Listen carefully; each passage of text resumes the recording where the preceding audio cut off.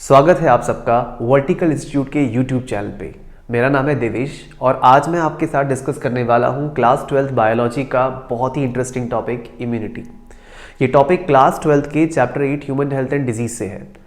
Immunity काफ़ी सुना हुआ है और शायद पता भी होगा, बट थोड़ा डिटेल में समझेंगे कि क्या है इम्यूनिटी।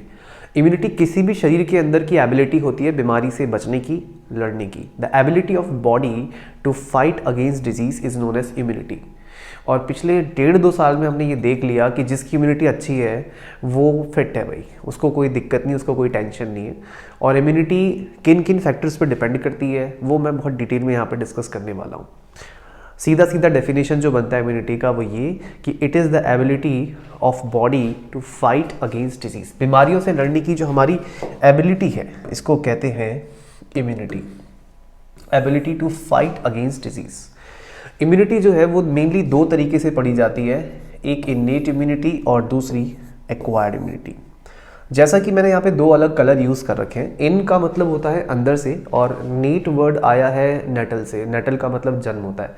तो वो जो इम्यूनिटी आपके पास बाई बर्थ है, जन्म से है, ठीक है। इन्नेट इम्यूनिटी क्या होती है? From the time of birth, जब से आप पैदा हुए तब से आपके साथ है। और ये कैसी इम्यूनिटी होती है? ये होती है नॉन स्पेसिफिक। नॉन स्पेसिफिक यानी ये सभी प्रकार की बीमारियों को रोकती है। जैसे आपकी स्किन है, आपकी स्किन बैक्टीरिया को भी रोकेगी, वायरस को भी रोकेगी, फंगस को भी रोकेगी, और भी कोई अगर किसी तरह का पैथोजन बॉडी में पहुंचने की कोशिश करता है तो वो सबको रोकेगी। स्किन ये थोड़ी देखेगी कि इस बैक्टीरिया को आने देना है, इसको नहीं आने देना है। तो ऐसा बैरियर या ऐसी इम्यूनिटी जो सबके लिए एक जैसी हो वो है इन्नेट इम्यूनिटी। ये हमारे पास जन्म के वक्त से है, ये नॉन स्पेसिफिक होती है, ठीक है, और सबके लिए एक जैसी ही है। इसको हमने 2 तरीके से पढ़ना है, एक फर्स्ट लाइन ऑफ डिफेंस और दूसरा second line of defence. First line of defence का मतलब है जो बाहर पैथोजन को रोक दे, अंदर आने ही ना दे। और सेकंड लाइन ऑफ डिफेंस का मतलब है बॉडी में आने के बाद रोके। तो पहले समझेंगे फर्स्ट लाइन ऑफ डिफेंस। चलिए उस पर जाने से पहले मैं एक बार बता दूं एक्वायर्ड क्या है। एक्वायर्ड इम्यूनिटी वो इम्यूनिटी है, इम्यूनिटी, इसकी भी डेफिनेशन जरूरी है, immunity gained by direct exposure to the pathogen. Pathogen यानी वो ऑर्गेनिज्म जिससे डिजीज हो रहा है, अगर उस पैथोजन से डायरेक्ट आमना सामना हो रहा है फिर जो इम्यूनिटी हमारे अंदर डेवलप होगी उसे बोलते हैं एक्वायर्ड इम्यूनिटी।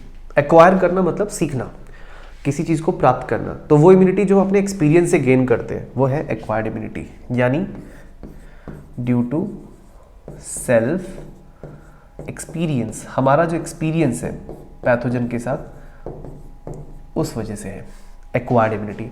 एक्वायर्ड इम्यूनिटी बहुत खास होती है, ये होती है पैथोजन स्पेसिफिक। जैसे बचपन में आपने पोलियो का वैक्सीन पिया होगा तो उससे जो इम्यूनिटी आपके अंदर डेवलप हुई वो पोलियो वायरस को ही तो रोकेगी, सबको थोड़ी रोकेगी। ऐसे अगर आपको वैक्सीन लगा है हेपेटाइटिस बी का तो वो हेपेटाइटिस बी को रोकेगा, वो कोरोना और पोलियो को थोड़ी रोकेगा। तो ऐसी इम्यूनिटी जो एक खास पैथोजन को रोके वो होती है एक्वायर्ड इम्यूनिटी, और जो सबको रोके वो होती है innate immunity. Innate immunity non specific है, एक्वायर्ड इम्यूनिटी स्पेसिफिक है। नेक्स्ट देखो भाई, इन्नेट इम्यूनिटी जो कि नॉन स्पेसिफिक है, इसमें 2 चीज़ें हमें पढ़नी। तो फर्स्ट लाइन ऑफ डिफेंस जो बाहर से पैथोजन को रोकेगा, और दूसरा सेकंड लाइन ऑफ डिफेंस। तो कैसी है इन्नेट इम्यूनिटी? नॉन स्पेसिफिक है, और इसमें फर्स्ट लाइन ऑफ डिफेंस में यानी बाहर से पैथोजन को रोकने के लिए 2 तरह के बैरियर हैं। पहला फिजिकल बैरियर और दूसरा फिजियोलॉजिकल बैरियर। फिजिकल बैरियर में हमारी स्किन आती है, त्वचा, ड्राई सरफेस ऑफ स्किन। और स्किन काफ़ी मोटी होती है हमारी, पढ़ा होगा आपने 11th क्लास में कि स्किन जो है हमारी वो एक स्ट्रेटिफाइड एपिथेलियम है, यानी मल्टी लेयर है, कई परतों की बनी है। और स्किन क्योंकि हमारी मोटी है तो हम स्किन से सांस भी नहीं ले सकते, मतलब थिक है, टफ है, प्रोटेक्ट करती है बॉडी को अगेंस्ट मैनी पैथोजन्स। स्किन के अलावा म्यूकस भी होता है। म्यूकस हमारी बॉडी की उन सारी ओपनिंग्स पे होता है जहाँ से पैथोजन एंट्री ले सकता है। तो म्यूकस और स्किन ये दोनों आ गए किसमें? फिजिकल बैरियर में। स्किन भी आ गई और म्यूकस भी आ गया। म्यूकस हमारी कौन कौन सी ओपनिंग पे होता है? ओरल कैविटी, माउथ पे, लेक्राइमल ओपनिंग, वहाँ जहाँ से आंसू निकलते हैं हमारे आंखों के पास, विजाइनल ओपनिंग और एनल ओपनिंग, इन सभी जगहों पे मौजूद म्यूकस पैथोजन को रोकने में कारगर है। स्किन, स्किन तो सभी को रोक लेती है भाई, ड्राई है, थिक है। फिर आते हैं फिजियोलॉजिकल बैरियर। फिजियोलॉजिकल बैरियर का मतलब है कि बॉडी ने प्रोड्यूस क्या किया, ठीक है। तो जैसे हमारी आंखों से आंसू आते हैं, ठीक है, हमारे मुंह में लार बनती है, सलाइवा बनता है, तो आंखों के आंसू और मुंह की जो लार है, इसमें एक चीज़ कॉमन है, लाइसोजाइम। कौन सा एंजाइम? लाइसोजाइम। लाइसोजाइम एक एंटी बैक्टीरियल एंजाइम है। ये एंजाइम बैक्टीरिया के सेल वॉल को तोड़ देता है। बैक्टीरिया का सेल वॉल पेप्टिडोग्लाइकन का बना होता है, जिसको म्यूरिन भी कहते हैं। वो सेल वॉल टूट जाता है, इसीलिए कहते हैं खाना अच्छे से चबाकर खाना चाहिए, क्योंकि जब आप अच्छे से चबा के खाते हैं खाने को, तो एक तो वो काफ़ी बारीक पिस जाता है, सरफेस एरिया बढ़ जाता है उसका। दूसरा, उस खाने में वो एंजाइम अच्छे से मिक्स हो जाती है। कौन सी? लाइसोजाइम। और लाइसोजाइम बैक्टीरिया की सेल वॉल को तोड़ के बैक्टीरिया को ख़त्म कर देती है। फिर खाना आप चाहे घर का खाओ या बाहर का, थोड़े बहुत कॉन्टेमिनेशन से कोई असर नहीं पड़ेगा। हम जब भी ब्लिंक करते हैं, देखिए ब्लिंक करना यानी पलके झपकाना इनवॉलंटरी है, इसके लिए हमें सोचना नहीं पड़ता, अपने आप 1 मिनट में कम से कम 20 बार इंसान ब्लिंक करता है, और हवा तेज़ चले तो ज़्यादा बार। अगर आप ब्लिंक नहीं करेंगे और ज़बरदस्ती आंखें खुली रखने की कोशिश करेंगे तो इरिटेशन होगी और आंखों से आंसू आने शुरू हो जाएंगे। हमारे आंसू यानी कि टीयर्स हमारी ऊपर वाली हड्डी फ्रंटल बोन के नीचे मौजूद लैक्राइमल ग्लैंड से आते हैं। ये आंसू हर वक्त निकलते हैं हाँ, खास तौर पे जब हम रोते हैं तो ज़्यादा निकलते हैं, लेकिन हर वक्त इनका सिक्रीशन होता है। आप जब भी ब्लिंक करते हैं, आपकी आंखों के ऊपर पोछा लग जाता है आंसुओं का, जिससे आंखें ऊपर से साफ रहती हैं। हमारी आंख का सबसे बाहर का एरिया जो दिखता है आपको क्लियर, इसे कॉर्निया कहते हैं। ये ट्रांसपेरेंट ग्लास जैसा होता है। तो इस कॉर्निया को साफ रखना, माइक्रोब से फ्री रखना काम है किसका? टीयर्स का, आंसुओं का, जिसे हम लैक्राइमल फ्लूइड कहते हैं। तो हमारे टीयर्स और हमारा सलाइवा दोनों में एंटीबैक्टीरियल एंजाइम है। तो ये भी तो एक तरह का डिफेंस हुआ पैथोजन को रोकने के लिए। पेट में हमारे HCl बनता है, हाइड्रोक्लोरिक एसिड। इसका pH 1.8 होता है, तो ये भी बॉडी ने प्रोड्यूस किया। तो बॉडी के जो जो सिक्रीशंस हैं जो पैथोजन को रोकेंगे, वो सिक्रीशंस आते हैं किसमें? फिजियोलॉजिकल बैरियर है। इसमें टीयर्स भी आ गए, सलाइवा भी आ गया, ठीक है। हमारे सलाइवा में थायोसाइनाइड भी होता है, ये भी एक कंपाउंड है जो एंटीबैक्टीरियल होता है। सो अब देखते हैं हम लोग second line of defence. Second line of defence में अगर हम देखें तो पहले आ जाते हैं सेलुलर बैरियर पे। अगर आप एनसीईआरटी के हिसाब से चलोगे तो एनसीईआरटी में क्लियरली 4 बैरियर दिए हैं, फिजिकल, फिजियोलॉजिकल, सेलुलर और साइटोकाइन बैरियर। बट उनको भी क्लासीफाई किया है ऑन द बेसिस कि वो कहाँ पे काम कर रहे हैं। शुरू के जो 2 हैं, फिजिकल और फिजियोलॉजिकल, इन्हें फर्स्ट लाइन ऑफ डिफेंस में रखा है, और सेलुलर बैरियर, साइटोकाइन, इनको सेकेंड लाइन ऑफ डिफेंस में रखा है। यानी कि पैथोजन जब बॉडी में आ जाएगा तो उसको कैसे रोकना है। तो देखिए, सेकेंड लाइन ऑफ डिफेंस में सेलुलर बैरियर में एक आती है नॉन फेगोसाइटिक सेल, यानी ऐसी सेल जो दूसरे को निगलती नहीं है बल्कि डैमेज पहुंचाती हैं। ये होती है हमारे पास natural killer cells. Natural killer cells को बच्चों NK सेल्स भी कहते हैं। ये टारगेट करती हैं कैंसर सेल को। अगर हमारे शरीर में कोई भी सेल अगर पागल हो जाती है, मतलब वो अनकंट्रोल सेल डिवाइड करने लग जाती है, तो ऐसी सेल को कैंसरस सेल कहते हैं। और कैंसरस सेल को ढूंढ कर देखते ही मारने की काबिलियत किसमें होती है? नेचुरल किलर सेल में। ये कैंसर सेल्स को ढूंढ ढूंढ के मारती है। अगर हमारे ब्लड में नेचुरल किलर सेल्स का अमाउंट ज़्यादा है तो हमें कैंसर हो नहीं सकता, किसी भी कंडीशन में नहीं हो सकता, बस इनका अमाउंट अच्छा खासा होना चाहिए। कैंसर होने के कई कारण हैं, रेडिएशन से एक्सपोज हो जाना। हाँ, अगर हम बहुत ज़्यादा रेडियो एक्टिव प्लेस पे चले जाते हैं जहाँ रेडियो एक्टिविटी बहुत ज़्यादा है, तो चांसेस है कैंसर होने के, बट यूजुअली कैंसर नहीं होता। ये बचाती हैं हमको कैंसर से नेचुरल किलर सेल्स। और जो वायरल इन्फेक्शंस हैं, वो सेल जिन पे वायरस ने हमला कर दिया, वायरस इन्फेक्टेड सेल। वायरस क्या करता है? एक सेल पे अटैक करेगा, खुद को मल्टीप्लाई करेगा, फिर दूसरी सेलों पे अटैक करेगा। तो virus infected cell actually virus की फैक्ट्री का काम कर रही होती है। वायरस इन्फेक्टेड सेल और कैंसर सेल दोनों को खत्म कर देती है कौन? Natural killer cell. ये जो नेचुरल किलर सेल्स होती है ना, ये ढूंढ ढूंढ कर कैंसरस और वायरस इन्फेक्टेड सेल्स को मारने का काम करती हैं, और ये नॉन फेगोसाइटिक सेल्स की कैटेगरी में आती है। दूसरी होती है फेगोसाइटिक सेल। फेगोसाइटोसिस, ये शब्द आपने शायद पहले भी सुना होगा, फेगोसाइटोसिस। फेगोसाइटोसिस का मतलब होता है एक सेल दूसरी सेल को खा रही है, the process of cell eating. तो हमारे पास कुछ ऐसी सेल्स हैं जो दूसरी सेलों को खाने का काम करती है। आपने नाम सुना होगा मोनोसाइट। मोनोसाइट काफ़ी बड़ी वाइट ब्लड सेल होती है।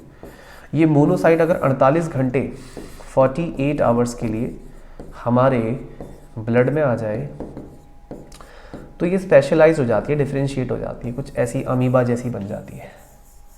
और ये होती है हमारी बॉडी की सबसे बड़ी वाइट ब्लड सेल, क्या कहते हैं इसको, मैक्रोफेज। और मैक्रोफेज को जहाँ भी कोई dead cell, damage cell, foreign cell दिखती है, फॉरेन मतलब बाहर की सेल दिखती है, उससे ये खा जाती है एक प्रोसेस से, जिसे क्या कहते हैं, फेगोसाइटोसिस। और ऐसा ही काम ये भी करती है न्यूट्रोफिल। तो दोनों की दोनों फेगोसाइटोसिस करती हैं। दोनों की दोनों कैसी सेल होगी, फेगोसाइटिक सेल। न्यूट्रोफिल का नाम न्यूट्रोफिल इसलिए रखा है क्योंकि ये एसिडिक बेसिक दोनों डाई से स्टेन हो जाती है। पता होगा आपको, जो सिर्फ एसिडिक डाई से स्टेन होते हैं उन्हें ईओसिनोफिल कहते हैं, जो बेसिक डाई से स्टेन होते हैं उन्हें बेसोफिल कहते हैं, और जो दोनों से स्टेन होते हैं उन्हें ये न्यूट्रोफिल कहते हैं। न्यूट्रोफिल्स में हमको ना ऐसे छोटे छोटे दाने दिखते हैं।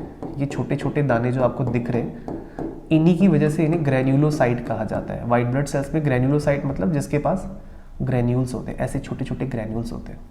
आप जानते हो कि ग्रैन्यूल किस चीज़ के? अगर पता है तो एक बार कमेंट बॉक्स में कमेंट करके बताओ भी, किस चीज़ के ग्रैन्यूल होते हैं। न्यूट्रोफिल्स का जो न्यूक्लियस होता है उसमें 3 से ज़्यादा लोब होते हैं, कई सारे लोब होते हैं, इस तरीके से टुकड़े से बने होंगे। क्योंकि काफ़ी सारे लोब होते हैं इसके न्यूक्लियस में, तो इसको हम लोग बोलते हैं PMNL। इसका मतलब है पॉलीमॉर्फो न्यूक्लियर ल्यूकोसाइट, PMNL। और न्यूक्लियस में लोब जो है वो काफ़ी सारे हैं, ज़्यादा लोब्स होते हैं। ये इसका न्यूक्लियस है, मल्टी लोब्ड न्यूक्लियस, ठीक है जी, न्यूट्रोफिल का। शायद आपको याद आ गया होगा, ये जो ग्रैन्यूल है ना इसमें छोटे छोटे, ये ग्रैन्यूल असल में house keepers of the cell हैं, जिनको हम क्या कहते हैं, लाइसोसोम। सुसाइडल बैग्स भी तो कहते हैं वही। और न्यूक्लियस में देखिए कितने सारे लोब्स हैं, इसीलिए नाम पड़ा PMNL, polymorpho nuclear leukocyte. Neutrophils का एक तीसरा नाम और है, पस सेल्स कहते हैं इनको। तो बॉडी में अगर कभी कहीं पे पस बन जाए ना तो उसमें ज़्यादातर यही होती है। क्यों होती है? क्योंकि न्यूट्रोफिल्स ना बॉडी में सबसे ज़्यादा पाई जाने वाली वाइट ब्लड सेल है, लगभग 60 से 65%, यानी टोटल वाइट ब्लड सेल का सबसे बड़ा फ्रैक्शन, सबसे बड़ा हिस्सा कौन है, न्यूट्रोफिल्स। सबसे ज़्यादा पाई जाने वाली वाइट ब्लड सेल है हमारी बॉडी में, और ये फेगोसाइटिक नेचर की होती है। मतलब ये दूसरी सेलों को एनगल्फ करती हैं, खा जाती हैं और डिस्ट्रॉय कर देती हैं। किससे डिस्ट्रॉय करती है? अपनी लाइसोसोम से, जिसे हम क्या कहते हैं, suicidal bag of the cell. फिर बात करते हैं मैक्रोफेजेस की। तो मैक्रो का मतलब भाई बड़ा ही होता है, फेजेस मतलब एक फेगोसाइटोसिस करेगी, खा जाएगी। तो एक बड़ी सेल जो दूसरी सेलों को खा जाएगी वो है मैक्रोफेज। और मैक्रोफेज की जो चाल होती है, इसका जो चलने का तरीका होता है वो अमीबा जैसा होता है, उसको बोलते हैं हम लोग अमीबॉइड सेल या अमीबॉइड मूवमेंट, इसमें हम देखते हैं। आपने पढ़ा भी होगा कि ह्यूमन बॉडी में मूवमेंट्स 3 तरह की होती है ना, अमीबॉइड मूवमेंट, सिलियरी मूवमेंट और मस्कुलर मूवमेंट। तो ये एग्जांपल है अमीबॉइड मूवमेंट का। अब देखते हैं आगे। मैक्रोफेज अगर ब्लड से जाकर के किसी पर्टिकुलर टिश्यू में स्टेबल हो जाए कि भाई मुझे यहीं रहना है, यही काम करना है, मतलब सेटल हो जाए, अगर मैक्रोफेज जगह पे सेटल हो जाए एक जगह पे, तो उसका नाम चेंज हो जाता है। कैसे चेंज हो जाता है? जो मैक्रोफेज जाकर के लंग्स में सेट हो जाती है उसे डस्ट सेल कहते हैं, ठीक है। क्या कहते हैं? Dust cell. एक बार बोलो, याद हो जाएगा, डस्ट सेल्स। जो मैक्रोफेज जाके ब्रेन में सेट हो जाती है कि भाई मुझे ब्रेन की साफ सफाई करनी है, उसको बोलते हैं माइक्रोग्लायल सेल्स, माइक्रोग्लायल सेल्स। जो मैक्रोफेजेस लीवर में जाके सेट हो जाती है उनको बोलते हैं कफर सेल्स। ये तो पढ़ा होगा आपने, कफर सेल्स। और कुछ मैक्रोफेजेस जाके लिम्फ में सेट हो जाती हैं, इन्हें बोलते हैं रेटिक्युलोसाइट। किसी भी वर्ड के आगे साइट लगने का मतलब तो सेल ही होता है ना। मैक्रोफेज जो बोन में होती है, बोन को डिस्ट्रॉय करती है, उनको बोलते हैं ओस्टियोक्लास्ट। ओस्टियोक्लास्ट बोन को तोड़ती हैं, तो ओस्टियोब्लास्ट बोन बनाने का काम करती है, ठीक है। तो मैक्रोफेज कैसी सेल है? फेगोसाइटिक सेल है भाई, खा जाती है। तो मैं आपको इन्नीट इम्यूनिटी के बैरियर्स पढ़ा रहा हूँ। पहला हमने पढ़ा फिजिकल बैरियर, स्किन और म्यूकस लाइनिंग आ गई उसमें। दूसरा हमने पढ़ा फिजियोलॉजिकल बैरियर, इसमें बॉडी के सिक्रीशंस आ गए, टीयर्स, सलाइवा और एसिड जो पेट में बनता है। तीसरा हमने पढ़ा सेलुलर बैरियर, और सेलुलर बैरियर में हमने क्या पढ़ा? 2 तरह की सेल्स, फेगोसाइटिक और नॉन फेगोसाइटिक। नॉन फेगोसाइटिक में नेचुरल किलर सेल्स जो टारगेट करती है कैंसर सेल्स को और वायरस इन्फेक्टेड सेल्स को। फिर फेगोसाइटिक सेल में 2 पढ़ी, न्यूट्रोफिल्स और मैक्रोफेजेस। न्यूट्रोफिल्स बहुत सारी हैं, 60 to 65%। मैक्रोफेजेस भी हैं काफ़ी, लेकिन वो मैक्रोफेजेस की जो चलने का जो तरीका है वो अमीबा जैसा, अमीबॉइड मूवमेंट है। फिर मैक्रोफेजेस हमने देख लिए टिश्यूज़ के हिसाब से। अब देखते हैं चौथा बैरियर जिसे कहते हैं साइटोकाइन बैरियर। साइटोकाइन बैरियर क्या है? साइटोकाइन बैरियर में कुछ ऐसे केमिकल बनाए जाते हैं वायरस इन्फेक्टेड सेल से जो अलर्ट करते हैं, चेतावनी देते हैं उन सेलों को जो अभी इन्फेक्ट नहीं हुई है। मतलब वायरस से इन्फेक्टेड सेल मरने से पहले बाकी सेलों को अलर्ट करती है कि भाई मैं मर रही हूँ, तुम लोग अपना ध्यान रखना, ऐसे ऐसे करके बच जाना। तो फिर क्या है ये केमिकल? इस केमिकल को कहते हैं इंटरफेरॉन। यस, बोलिए एक बार, इंटरफेरॉन। इंटरफेरॉन वो केमिकल है जो एक वायरस इन्फेक्टेड सेल बनाएगी बाकी की सेल्स को अलर्ट करने के लिए। कैसे? जब किसी सेल पे वायरस इन्फेक्शन करता है तो उसकी एक ही स्ट्रैटेजी होती है, खुद को मल्टीप्लाई करना। क्योंकि ये बात आप शुरू से जानते हो, वायरस के पास अपनी खुद की सेल नहीं होती, they are a cellular particles. Virus का काम तो सिर्फ अपनी आबादी बढ़ाना है। वायरस एक ऑब्लिगेट पैरासाइट है, सेल में घुसेगा, मल्टीप्लाई करेगा और बहुत सारे वायरस निकलेंगे। तो जब किसी सेल पे वायरस का इन्फेक्शन होता है तो वायरस इन्फेक्टेड सेल इंटरफेरॉन्स बनाती है। ये इंटरफेरॉन्स नॉन इन्फेक्टेड सेल्स के रिसेप्टर पे जाके बाइंड होती हैं और नॉन इन्फेक्टेड सेल से केमिकल्स बनवाते हैं जिन्हें बोलते हैं AVP, एंटी वायरल प्रोटीन्स। ये एंटी वायरल प्रोटीन्स वायरस के प्रोटीन कोड को बनने से रोकती हैं। वायरस तो देखा होगा आपने, वायरस के बाहर क्या होता है? प्रोटीन का कोट, और अंदर क्या होता है? Genetic material. अगर हम वायरस के बाहर का प्रोटीन कोड बनने ही ना दें, प्रोटीन तैयार ही ना होने दें, क्या वायरस मल्टीप्लाई करेंगे? कोई चांस ही नहीं है। तो वायरस को रोकने का तरीका क्या है कि उसका प्रोटीन बनने से रोका जाए, और ऐसा करते हैं एंटी वायरल प्रोटीन्स। लेकिन एंटी वायरल प्रोटीन्स बनाएगा कौन? एक नॉन इन्फेक्टेड सेल बनाएगी। किसके कहने पे बनाएगी? एक इन्फेक्टेड सेल के कहने पे। तो जरा इस डायग्रामेटिक रिप्रेजेंटेशन से समझते हैं चल क्या रहा है। देखो, साइटोकाइन बैरियर, इसमें क्या बनते हैं? इंटरफेरॉन्स बनते हैं। इनको हम लोग इम्यूनोलॉजिकल मैसेजेस या अलार्मिंग मॉलिक्यूल कहते हैं। अलार्मिंग क्यों बोला? क्योंकि ये अलर्ट कर रहा है किनको? जो अभी इन्फेक्ट नहीं हुए हैं। तो ये एक इन्फेक्टेड सेल है, पूरा लिख देते हैं, वायरस इन्फेक्टेड सेल। इस वायरस इन्फेक्टेड सेल पे वायरस ने अटैक किया और अपना जीनोम, मतलब कि अपना जेनेटिक मटेरियल उसने सेल के अंदर डाला। नए वायरस बनने शुरू हो गए। अब क्या होगा?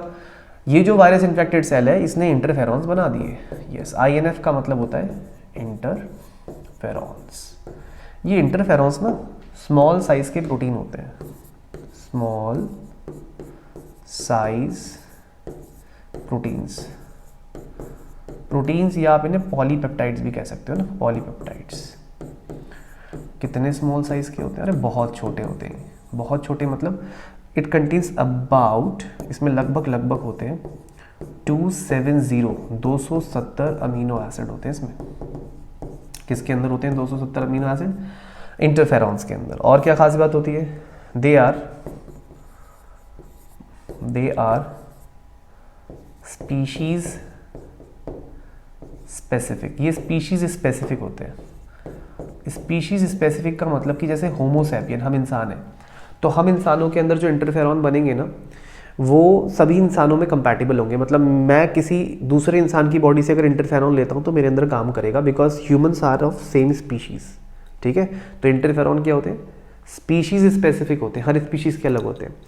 अब फॉर एग्जाम्पल के लिए किसी चिंपैंजी के अंदर अगर इंटरफेरॉन बन रहा है तो वो ह्यूमन पे काम नहीं करेगा, क्योंकि उसकी स्पीशीज़ अलग है, हमारी स्पीशीज़ अलग है। तो स्पीशीज़ स्पेसिफिक होते हैं इंटरफेरॉन्स, लेकिन क्या नहीं होते? But not virus specific.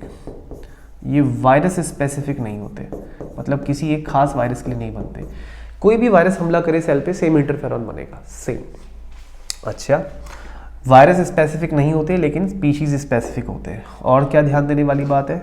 They do not kill the virus. बिल्कुल सही बात है यार, वायरस को तो कोई किल ही नहीं कर सकता, कोई नहीं मार सकता वायरस को। क्यों? वायरस जिंदा ही नहीं होते, मारोगे कैसे? मारते तो उसको है ना जो जिंदा होता है। वायरस तो कनेक्टिंग लिंक है between living and non living. Virus की जो प्रॉपर्टीज हैं वो कुछ लिविंग जैसी हैं, कुछ नॉन लिविंग जैसी हैं। तो वायरस को बस प्रिवेंट किया जा सकता है, कंट्रोल किया जा सकता है, किल नहीं किया जा सकता। जिंदा ही नहीं था जो किल करेंगे हम उसको। तो करती क्या है, they do not kill virus, ये वायरस को मारती नहीं है, बट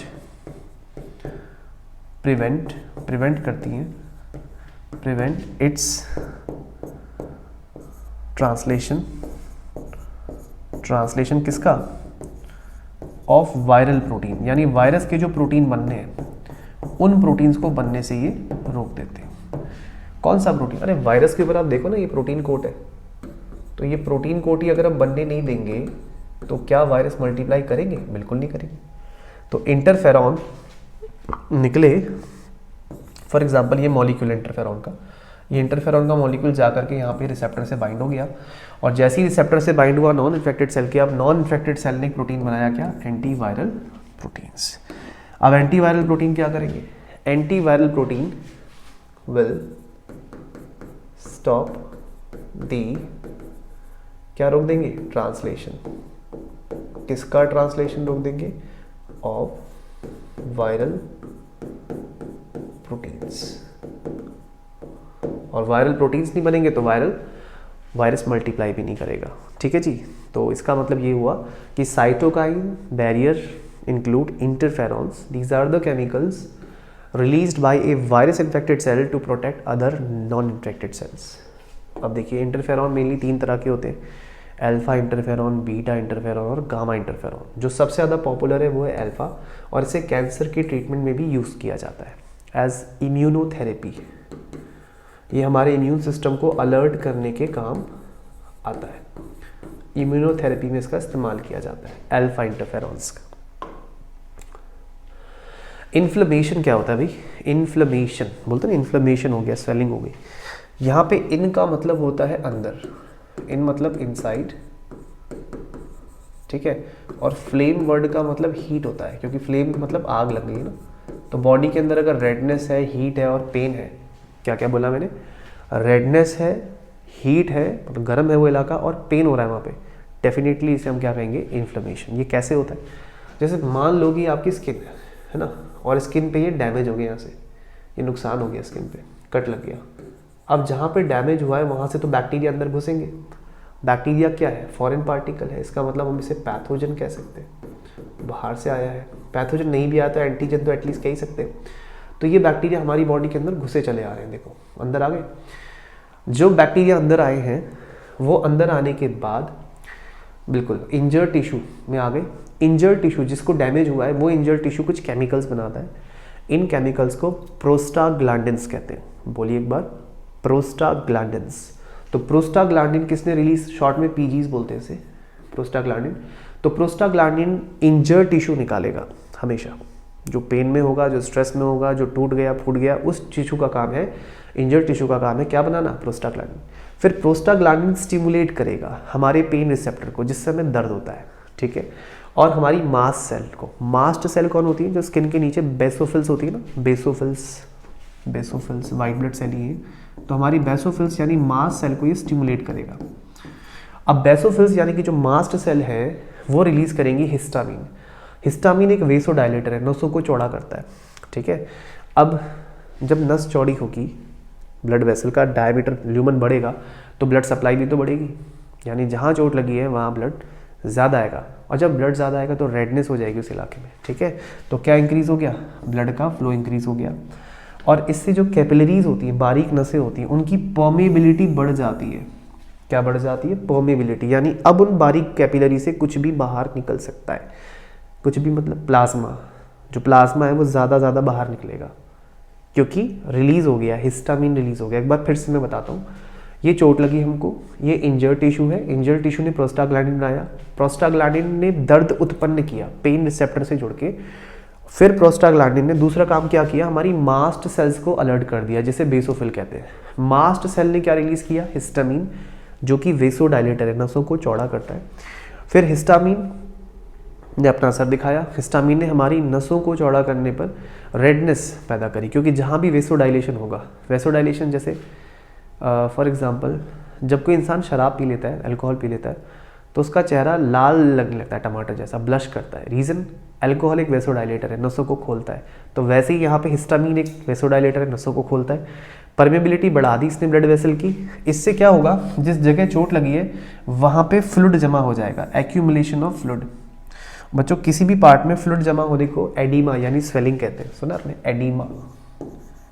एडिमा मेडिकल टर्म है, वैसे स्वेलिंग बोलते हैं। तो पैर में अगर चोट लगी है, मोच आ गई है, तो स्वेलिंग का कारण क्या है, एक्यूमुलेशन ऑफ फ्लूइड। ये फ्लूइड क्या है, वही टिश्यू फ्लूइड जिसे लिम्फ कहते हैं। इससे रेडनेस भी आएगी। रेडनेस क्यों आएगी, क्योंकि ब्लड सप्लाई बढ़ गई, और दूसरा स्वेलिंग भी हो जाएगी। तो ये काम तो हिस्टामिन का था, बट इस सब का बैक्टीरिया से क्या लेना देना है, लेना देना। जो बैक्टीरिया बाहर से आया है, देखिए ध्यान से, जो बैक्टीरिया बाहर से आया है, अब क्योंकि परमेबिलिटी बढ़ गई है ब्लड वेसल की, तो उसमें से वाइट ब्लड सेल्स भी बाहर आ जाएंगी। पहले तो ब्लड वेसल चौड़ी हुई, अब उसमें गैप इतना आ गया ब्लड वेसल में कि आराम से वाइट ब्लड सेल बाहर आ गई। और वाइट ब्लड सेल जब बाहर आ गई तो वाइट ब्लड सेल एक जगह रुकेगी नहीं, ये चलते हुए जाएगी। कहाँ पे, साइट ऑफ इंजरी, जहाँ चोट लगी है। और वाइट ब्लड सेल का इस तरीके से जाना डायापेडेसिस कहलाता है।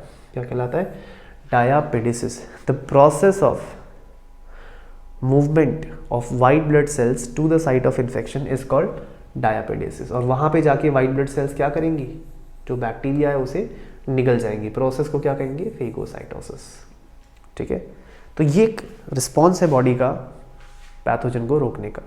तो चारों बैरियर समझ लिया आपने, क्या क्या, फिजिकल बैरियर, ठीक है, फिजियोलॉजिकल बैरियर, सेलुलर बैरियर और साइटोकाइन बैरियर। आई होप ये लेक्चर आपको समझ में आया होगा। अगर आपको और भी वीडियोस देखनी है टॉपिक से रिलेटेड और आप कंटिन्यू करना चाहते हैं क्लासेस को, तो आप दिए गए कॉन्टैक्ट नंबर पे कॉन्टैक्ट कर सकते हैं। और चैनल को ज़रूर सब्सक्राइब कीजिए, वीडियो को लाइक कीजिए, वीडियो पसंद आई तो ज़्यादा शेयर कीजिए इसको, क्योंकि और भी ऐसी वीडियोस चैनल पे आती रहेंगी। Thank you.